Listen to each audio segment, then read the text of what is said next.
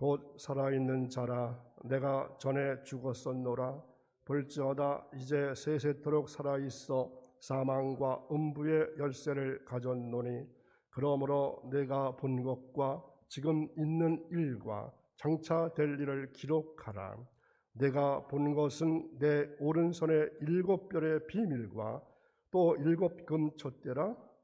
7별은 7교회의 사자여 7촛대는 7교회니라. 아멘.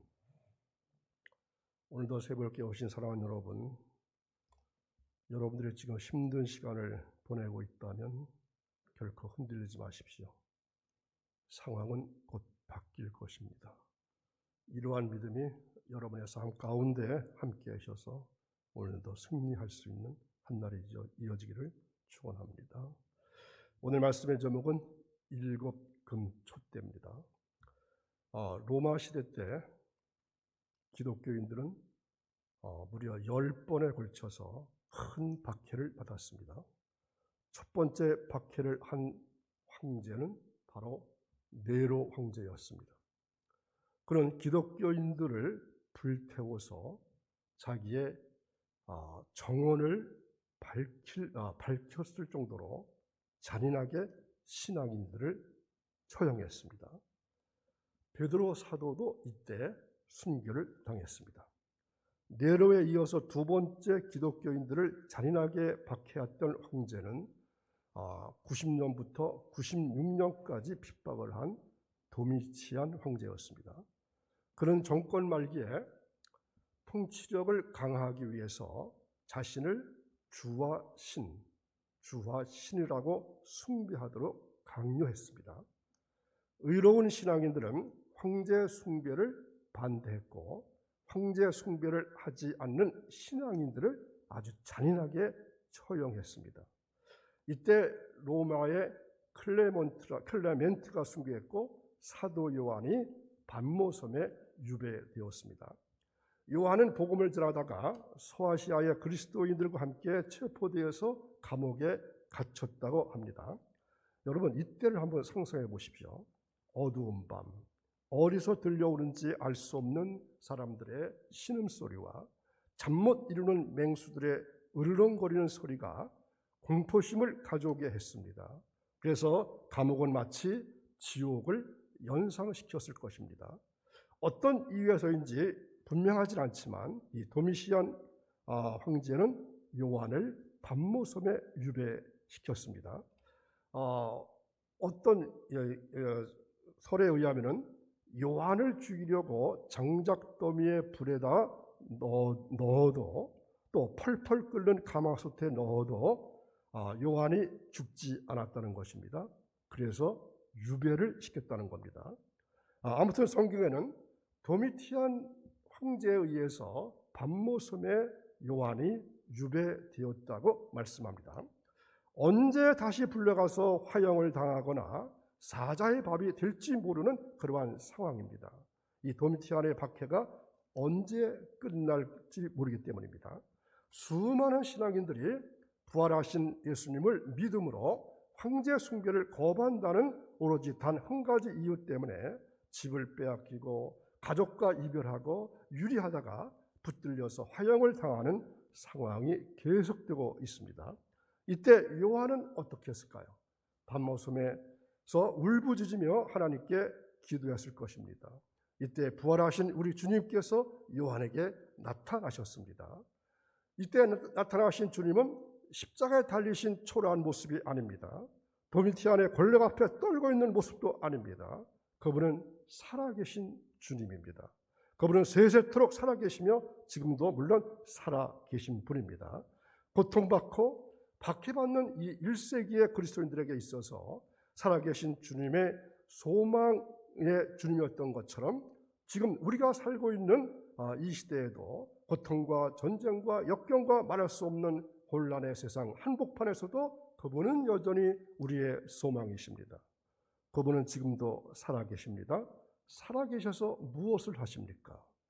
크게 세 가지로 생각해 볼까 합니다. 첫 번째는 살아계셔서 교회를 다스리시는 주님이십니다.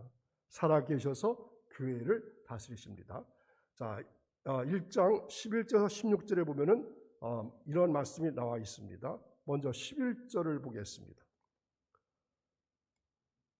이르되 내가 보는 것을 두루마리에 써서 에베소, 서모나, 보가모, 두아디라, 사데, 빌라델피아, 라오디게아 등 7교회에 보내라 하시기로. 자, 이 7교회가 다시 계시록과 2장과 3장에 등장하고 있는 것을 볼 수 있습니다. 그 당시 소아시아에 이 7교회만 있었던 것은 아닙니다. 이 교회들보다도 훨씬 더 크고 웅장한 교회들도 있었습니다. 그런데 이 7교회를 뽑은 이유가 어디 있겠습니까? 그것은 아마도 이들 교회가 모든 시대, 모든 장소에 존재하는 모든 교회들의 형편을 대표한다고 주님께서 판단하셨기 때문입니다. 주님께서 모든 시대의 교회를 대표할 수 있었던 7교회를 선택해서 사도 요한에게 이 편지를 보내게 하셨습니다. 주님 자신이 바로 이 교회를 다스리시며 심판하시고 주관하시는 교회의 머리가 되십니다. 자, 그러면서 12절에서 이렇게 말씀하시죠. 12절, 촛대 사이에 인자 같은 이가 발에 끌리는 옷을 입고 가슴에 금띠를 띠고. 자, 여기서 7금 촛대는 유대인들이 메노라라고 부르는 것입니다. 자, 그 메노라 사진 보여주십시오. 유대인들이 메노라라고 부르는 것인데 가운데 가지가 있고 양 옆으로 3개씩의 가지가 있어서 모두 7개의 가지를 가지고 있습니다. 가운데 가지가 있고 양옆으로 3개씩의 가지가 있죠. 모두 7개의 가지를 가지고 있습니다. 이런 거 어디서 보신 적 없으신가요? 지금은 별로 없는 것 같지만 과거에 얼마 전까지만 해도 교회마다 이 촛대를 만들고 위에는 불을 켜는 것이 아니라 이 전구를 켜서 이 예배 때마다 불 밝히는 거 보신 적 있으신가요? 아마 그와 비슷할 거죠. 이게 메노라라고 하는 것입니다. 7금 촛대. 요한은 이 촛대만 본 것이 아니라 촛대 사이로 다니시는 인자 같은 이를 보았다고 했습니다. 자, 이 촛대는 무엇의 상징일까요? 자, 1장 마지막 절에서 촛대가 무엇인지를 밝히고 있습니다. 20절, 내가 본 것은 내 오른손의 7별의 비밀과 또 7금 촛대라. 7별은 7교회의 사자요 7 촛대는 7 교회니라.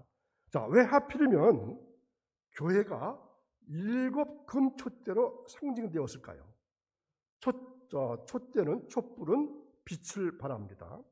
그것이야말로 주님이 자신의 몸된 교회에 대해서 가지시는 가장 커다란 기대라는 것은 새삼스럽게 강조할 필요가 없을 것입니다. 교회는 빛을 드러내야 합니다. 주님은 하나님의 말씀이 이 세상 속에 나타날 수 있도록 교회 가운데 임재하시고 역사하십니다. 그러나 주님의 몸된 교회가 교회로서의 책임과 소명을 감당하지 못할 때 주님은 친히 그 교회를 심판하셔서 새롭게 하신다는 것입니다. 당신의 사랑하는 교회가 죄악 가운데 있을 때 스스로 그 교회를 심판하실 수밖에 없었던 주님의 그 안타까움은 이제 2장과 3장의 말씀을 읽으면서 발견할 수 있을 것입니다. 교회는 주님에 의해서 끊임없이 새로워진다는 것을 우리는 서두의 말씀에서 찾아보았습니다. 과거에는 이 마르틴 루터와 칼빈 같은 사람을 통한 위대한 종교개혁이 있었습니다. 루터는 예언자적인 안목을 가지고 있었던 사람입니다. 그러나 자기가 뛰어들었던 종교개혁만 가지고는 교회가 새로워진다고는 생각하지 않았습니다.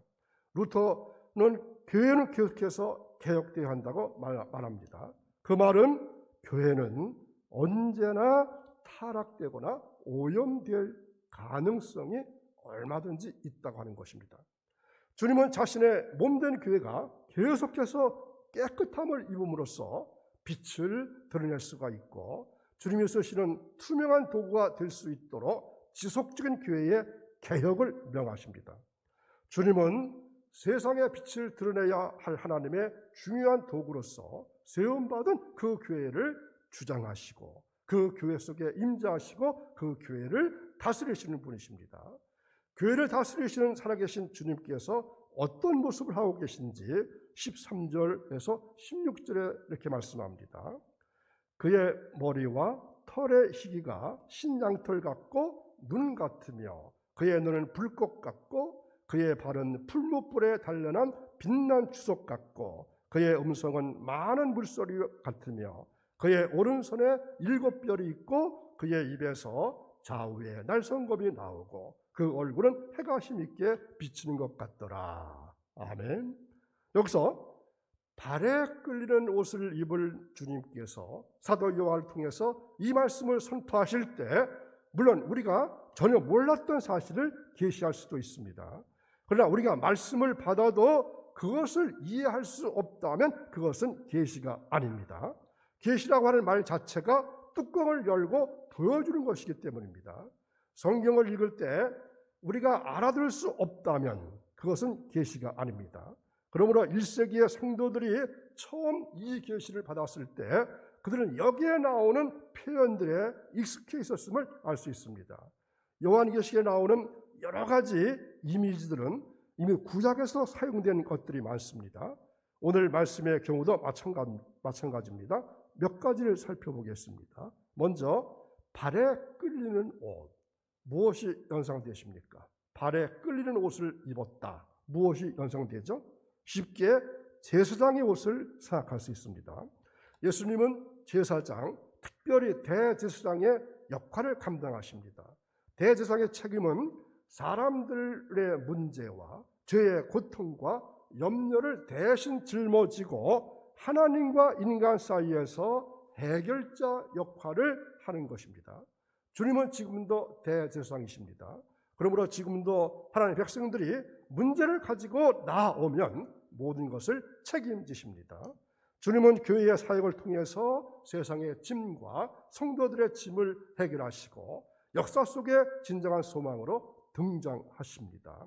그리고 가슴에 금띠를 둘렀다 그랬습니다. 사실 제사장은 금띠를 띠지 않습니다. 이 금띠는 누가 하냐면 왕이 띠고 있는 것입니다. 예수님은 제사장이실 뿐만 아니라 왕이셨습니다. 그래서 사도 베드로는 왕 같은 제사장 이렇게 표현했습니다. 주님은 자신의 제사장 사역을 통해서 사람들의 문제를 담당하시고 역사 속에 하나님의 뜻을 이루어 가십니다. 그러면 지금도 이러한 방법으로 역사 속에 관여하시고 하나님의 경륜을 펼쳐 가시는 겁니다. 그래서 그분은 아직도 왕이십니다. 그분은 제사장과 동시에 왕이십니다. 그리고 신양털 같고 눈 같은 머리, 이러한 표현이 있습니다. 신양털 같고 눈 같은 머리. 이 상징의 의미는 이해하기 어렵지 않습니다. 소극적으로 이것은 예수님의 무죄성을 의미합니다. 그리고 적극적으로는 그분의 거룩성을 보여주는 표현입니다. 그리고 불꽃 같은 눈이 있죠. 그분은 나를 꿰뚫어 보십니다. 그분은 모든 것을 아시기 때문에 그분 앞에서는 아무것도 숨길 수가 없습니다. 그분은 참으로 공의로우시고 참으로 전지전능하십니다. 그분의 이러한 이미지를 불꽃 같은 눈이라고 하는 표현에서 읽을 수가 있습니다. 풀무에 단련한 주석 같은 발, 풀무에 단련한 주석 같은 발. 우리들이 사용하는 말 가운데 발로 밟아버리라 이러한 표현이 있습니다. 정복자 혹은 승리자의 이미지를 연상하게 합니다. 이 발이라고 하는 단어는 로마 당시에 문화적인 표현으로도 자주 사용되고 있었습니다. 사탄을 그 발 아래 상하게 하시라고 하는 표현이 성경에도 나옵니다. 그것은 정복자의 이미지, 승리자의 이미지입니다. 주님은 진정한 정복자시고 진정한 승리자가 되십니다. 더군다나 그 발이 풀무에 단련한 빛난 주석과 같다는 것은 그만큼 견고한 승리자의 발을 가지고 계신 그분이 진정한 역사의 승리자라 하는 것입니다. 사도 요한이 이 메시지를 받을 당시의 세상에서는 네로가 승리자였고 도미티안이 승리자였습니다. 박해와 고난 속에 있는 그리스도인들은 패배자처럼 보였습니다. 이때 주님은 승리자의 이미지로 등장하십니다. 네로가 승리자가 아니고 예수 그리스도 그분이 역사를 주장하신다고 말씀하십니다. 사도 요한이 보았던 이 재림의 예수께서 지금 천상에만 계시는 것이 아니라 7교회에 나타나셨듯이 오늘 우리 안에 또는 우리 교회 안에 그대로 나타나 계시는 겁니다. 그러므로 예수를 믿는 우리들이 교회 안에서의 신앙 자세가 어떠해야 한다는 것을 잘 알게 됩니다. 심판과 구원을 베푸시는 영광과 그저 주님 앞에서 우리가 해야 할 일은 그의 말씀에 엎드려서 순종하는 것뿐입니다. 요한이 성령에 이끌려 보았던 그 환상을 오늘 말씀을 통해서 우리가 보고 있다는 것은 나와 요한과 동일한 주의 백성이기 때문에 그렇습니다. 우리는 말씀을 믿는 믿음을 통해서 그분을 만났고 본 사람들입니다. 지금 우리 안에는 예수 그리스도가 계십니다.